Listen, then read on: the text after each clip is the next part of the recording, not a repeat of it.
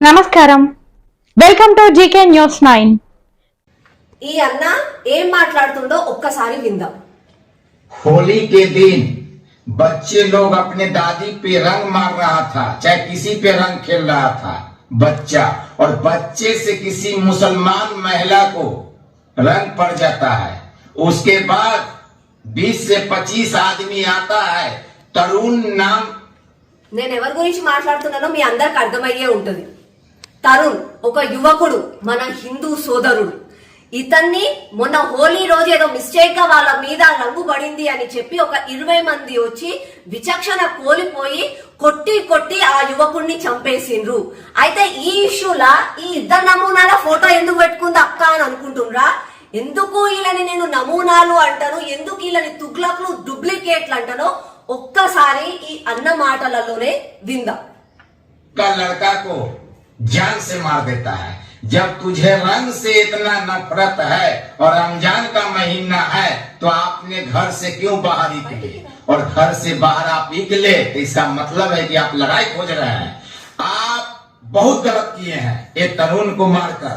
और जो मुसलमान इस पे आवाज नहीं उठाता है वो सबसे बड़ा दोगला है।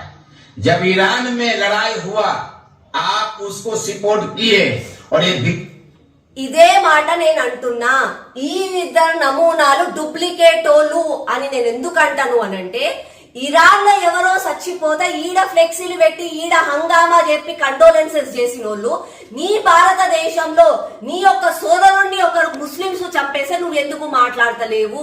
అందుకే నువ్వు డూప్లికేట్, నువ్వు నిజమైన సెక్యులర్ కాదు, నిజమైన భారతీయుడివి కాదు అని నేను అంటున్నా। నేను ఇదే మాట 2-3 రోజుల నుంచి అంటుంటే నా మీద పోలీస్ కేసులు పెట్టిపించింది ఇద్దరు అన్నదమ్ముళ్ళు కలిసి। భయపడతా అనుకుంటున్నారు, ఇవాళ ఈ అన్ననే నిజం చెప్పిండు వాళ్ళ గురించి। दिल्ली का घटना है, इसको भी सपोर्ट कीजिए। गलती इस मुसलमान का है, वो तरुण भाई को जान से मार दिया। 20 से 25 आदमी जाके घर पे एक थोड़ी सी रंग की वजह से। क्या दुनिया है भाई, इस पे भी आवाज उठना चाहिए।